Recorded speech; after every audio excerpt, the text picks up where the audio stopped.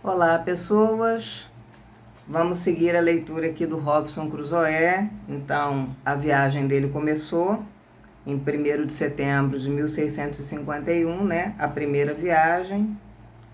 E eu tinha parado nesse trecho. Logo que o navio saiu, teve vento forte, onda, né? E eu tinha parado nessa parte. Minha consciência, que ainda não atingira o nível de letargia a que depois chegou, reprovava-me pelo desdém aos conselhos e pela violação de meu dever para com Deus e meu pai. O Robinson, lembrando, escreve já depois de ter vivido uma longa vida. Ele está contando o início da viagem e, ao mesmo tempo, se recriminando, Então, vamos lá. Enquanto isso, o temporal se acirrava e o mar em que me achava na condição de novato atingia grande altura, se bem que não comparável à que vi seguidas vezes mais tarde, nem a que tive pela frente dias depois. Porém, aquilo, no momento, bastava para impressionar o jovem marinheiro que eu era, sem noção daquelas coisas. Supunha que cada onda fosse nos engolir, e temia que o navio não voltasse à tona, toda vez que ele caía no que a mim parecia ser o fundo do mar. Com a mente nessa agonia, fiz promessas solenes e deliberei que, se a Deus aprovesse poupar minha vida nessa viagem, e se algum dia eu pisasse outra vez em terra firme, iria direto para a casa de meu pai e jamais me atreveria, enquanto vivesse, a entrar a bordo de um navio, que acataria os conselhos dele, nunca mais tornando a me expor a calamidades assim. Agora eu via com clareza o acerto de suas observações sobre a condição mediana de vida. Quão tranquila e confortavelmente ele passara os seus dias, sem ter de sujeitar-se a tempestades no mar ou a conflitos em terra, e decidi regressar à casa paterna como um verdadeiro e arrependido filho pródigo. Como isso é humano, Como isso é comum. A gente, no momento de desespero, fazer promessas, clamar por prudência, Meus pensamentos sábios e sóbrios continuaram enquanto continuou a tormenta, e até poucos dias depois. Mas no dia seguinte o vento amainou, o mar ficou bem mais calmo e comecei a me acostumar a ele. Fiquei pensativo o dia todo e ainda meio mareado. No fim da tarde, porém, o tempo clareou, o vento cessou de vez e logo tivemos um crepúsculo belo e encantador.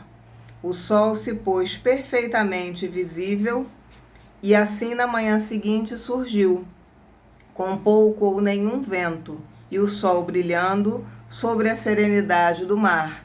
Pensei ter pela frente o panorama mais aprazível que jamais havia visto. Tendo dormido bem a noite, agora estava todo alegre, não sentia mais enjoo e olhava admirado para o mar, que tão bravo e assustador de tão bravo e assustador um dia antes, em pouquíssimo tempo se mostrava assim manso e deleitoso. Então, como que para impedir que eu mantivesse minhas boas resoluções, o amigo que me incitara a embarcar aproxima-se de mim e me diz, dando-me um tapinha no ombro, abre aspas, "E aí, Bob, como está se sentindo depois do que aconteceu? Aposto que você se apavorou com as rajadas de vento da noite passada." E aí ele continua, o Robinson diz, "É de rajadas que você chama aquilo?" Exclamo. "Para mim foi uma tempestade horrorosa." Ele, o amigo, retruca, "Ora essa, não seja bobo. O que você acha ter sido uma tempestade não passou de uma coisa à toa. Quando o barco é bom e estamos em mar aberto, nem ligamos para uma ventania assim. É que você é um marinheiro de primeira viagem, Bob. Vem comigo, vamos preparar uma jarra de ponche para esquecer esse assunto. Olhe só como o tempo está bonito agora." Para encurtar essa triste parte de minha história, seguimos a moda tradicional dos marinheiros. O ponche foi feito, me embebedei e na irracionalidade daquela noite afoguei meu arrependimento, todas as reflexões sobre a conduta passada, todas as resoluções sobre meu futuro. Que é também uma coisa muito humana, né?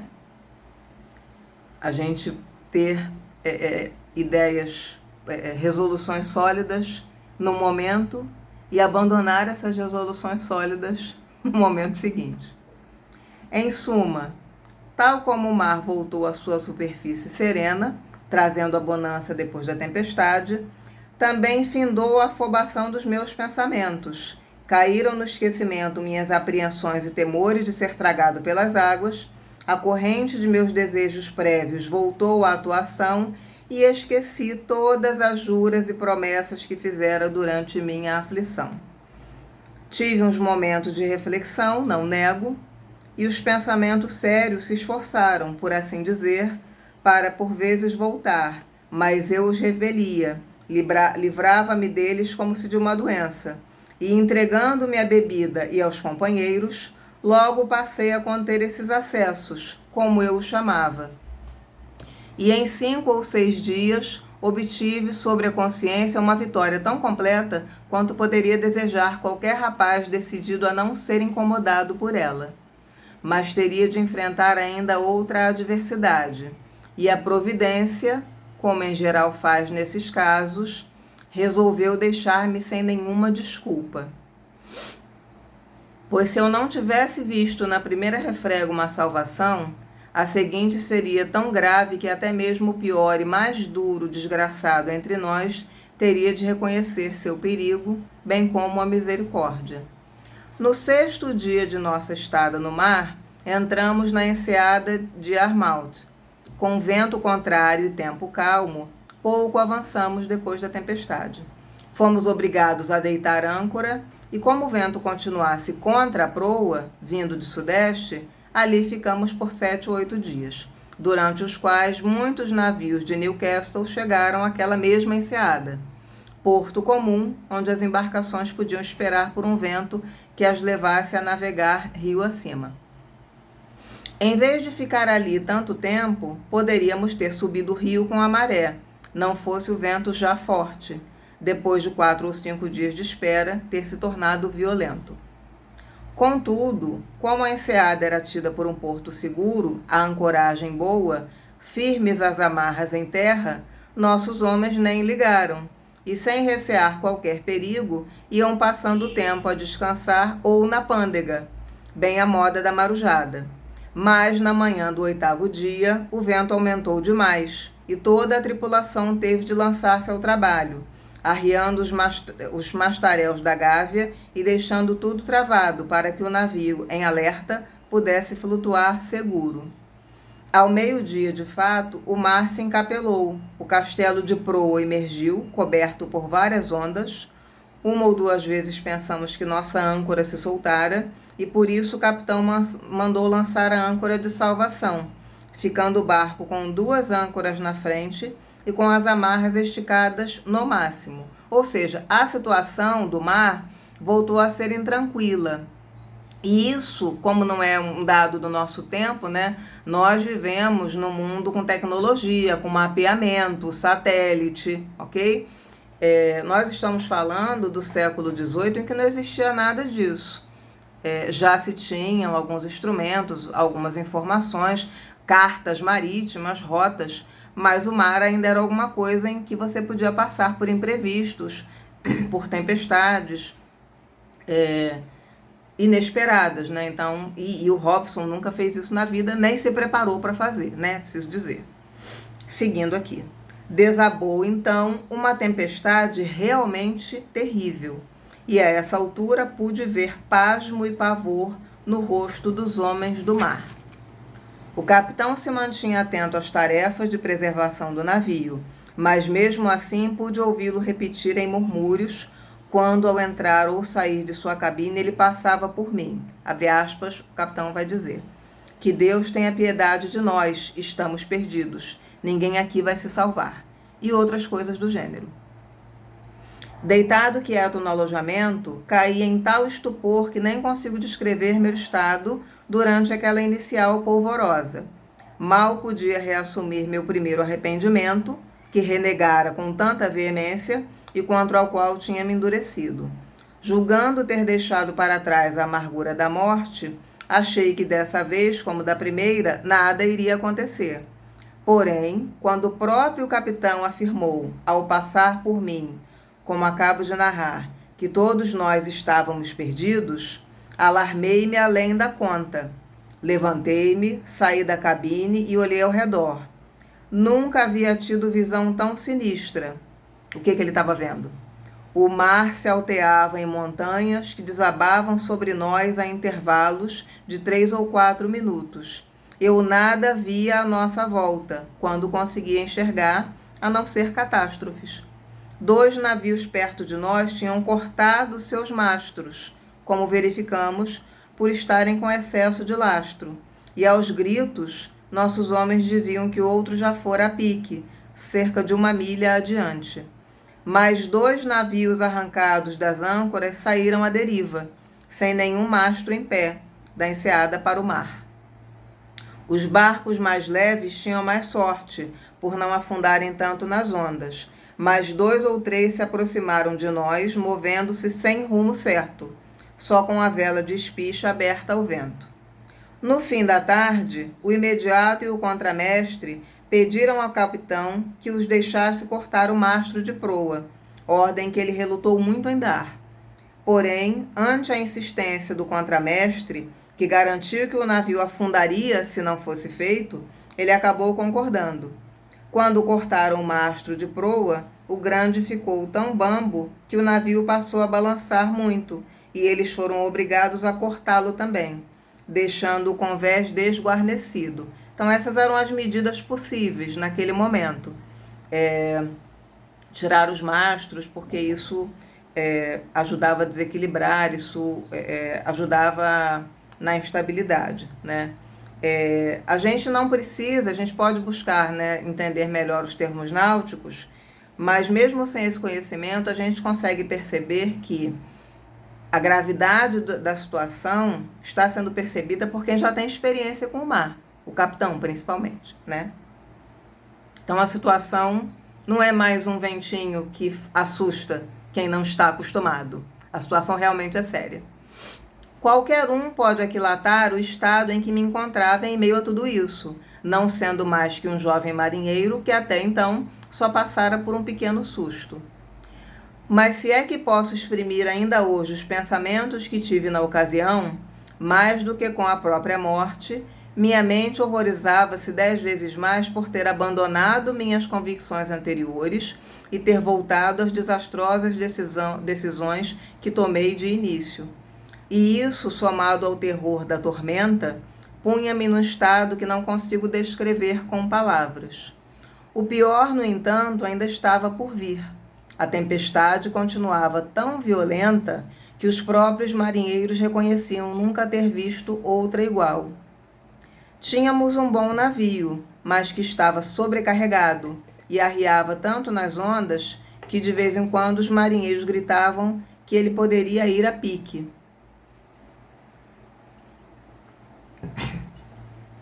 Em certo sentido, foi até bom que eu não soubesse, até perguntar o que eles queriam dizer com aquela expressão. Tal era o furor da tempestade, de fato, que viu que nem sempre se vê, o capitão, o contramestre e alguns outros mais prevenidos do que o resto rezando, na expectativa de que a qualquer momento o navio afundasse. No meio da noite, para cúmulo de tantos problemas, um dos homens que descera para fazer inspeção gritou que havia um rombo no casco, e outro disse que a água tinha invadido o porão, onde já estava a mais de 1 metro de altura. Toda a tripulação foi chamada para a bomba. Só de ouvir essa palavra, achei que meu coração tinha parado de bater e caí de costas na cama, qual estava sentado dentro da cabine.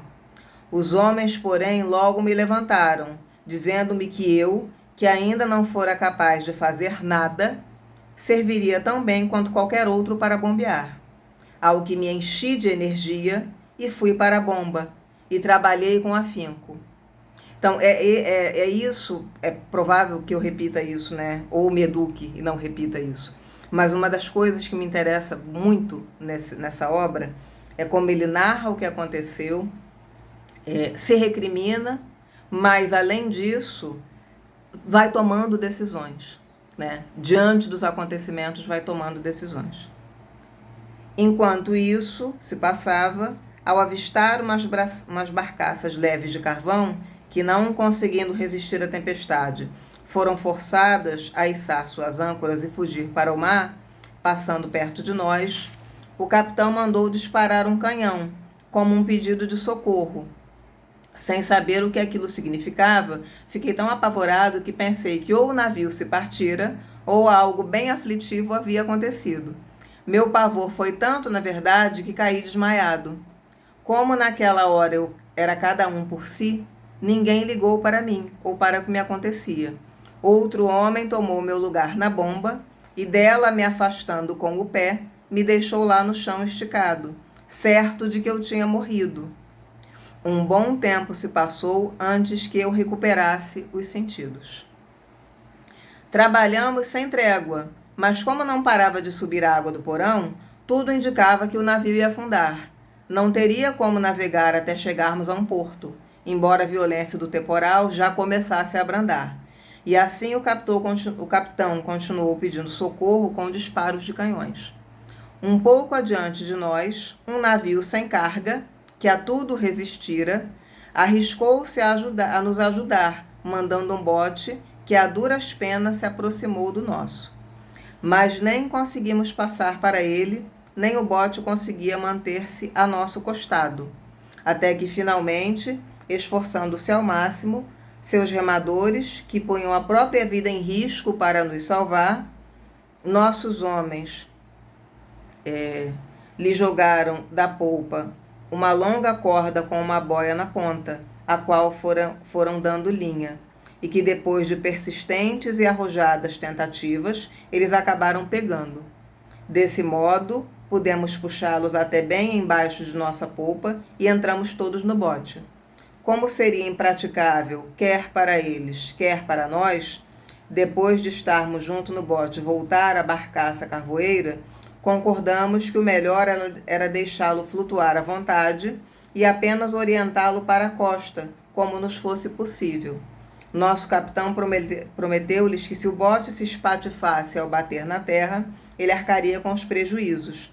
E foi assim que seguimos para o norte, ora empurrados pelas ondas, ora dando remadas, em direção à costa, já quase na altura de Winterton Ness.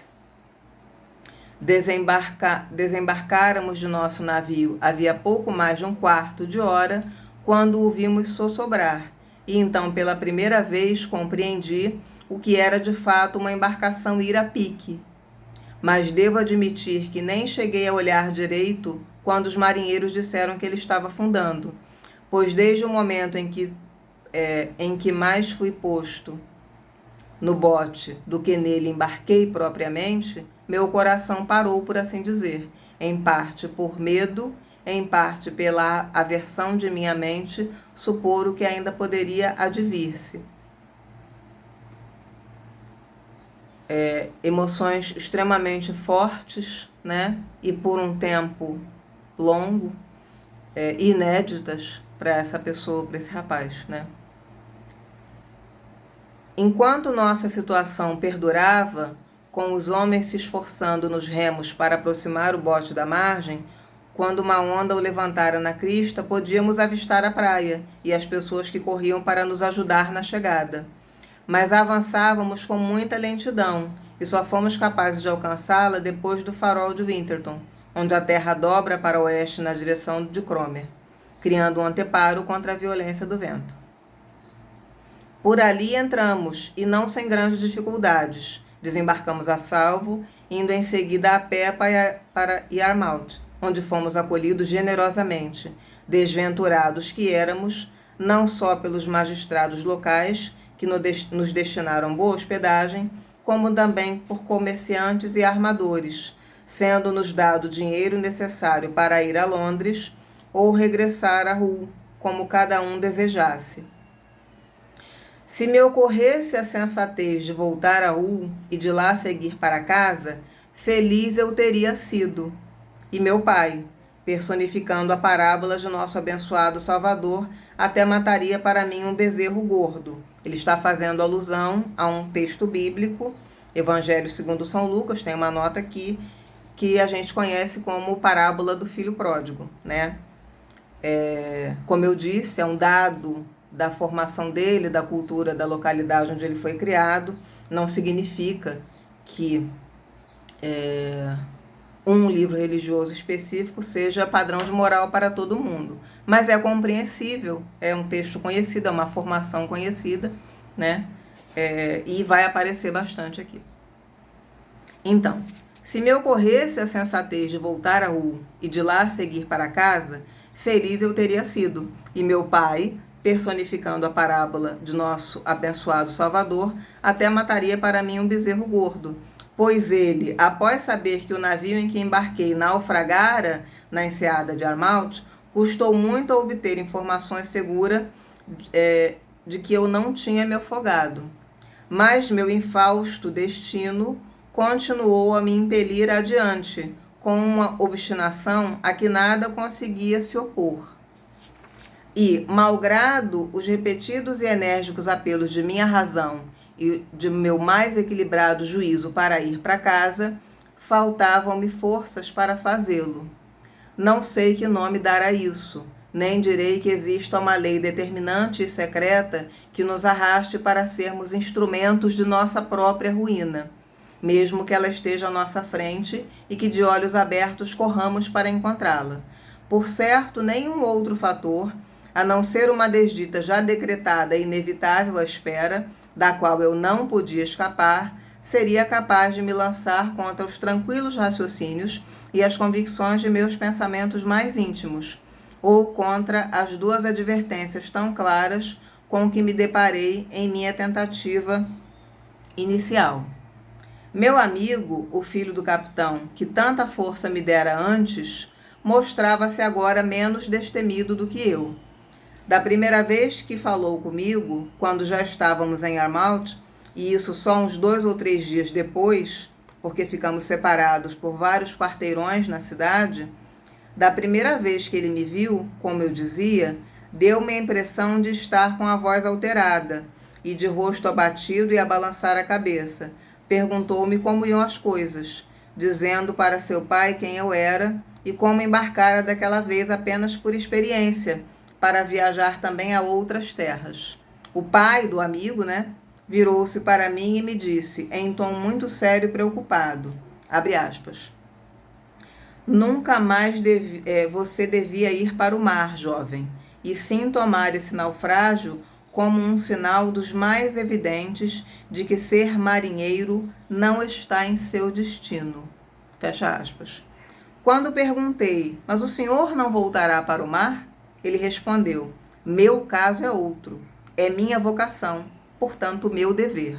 Mas você teve, já que fez essa viagem como experiência, uma amostra que o céu lhe deu do que estará a esperá-lo se insistir em seu desejo. Talvez tenha sido você a causa de tudo o que nos aconteceu, como Jonas no navio para Tarsis. Isso também é uma passagem bíblica. Mas diga-me, prosseguiu, quem é você? E que motivo o levou a ir para o mar? Ao ser assim inquirido, contei-lhe um pouco da minha história, após o que ele se deu a uma estranha e explosiva exaltação. Que terei feito eu, disse, para que um desgraçado assim tão infeliz viesse entrar em meu navio? Nem que me pagassem 1000 libras, eu voltaria a pôr os pés no mesmo barco que você. Na verdade, isso foi, como eu disse, uma extrapolação do seu espírito, ainda muito abalado pela impressão de sua perda, não tendo ele autoridade para chegar a tanto. Depois, porém, ele falou ponderadamente comigo, instou-me a voltar para meu pai, a não instigar a providência à minha própria ruína, e disse-me que eu poderia ver a mão do céu a conter-me. Abre aspas, porque o capitão diz. Tenho certeza, jovem, explicou, de que, por onde você for, caso não volte para casa, nada encontrará a não ser decepções e desgraças, até que as palavras de seu pai a seu respeito se cumpram. Eu vou encerrando por aqui. Como eu disse, né, serão muitos vídeos, é uma obra extensa e eu acho legal ler com calma, né, pensar, parar, refletir sobre o que está acontecendo, perceber o que está acontecendo. Boas leituras e até o próximo vídeo.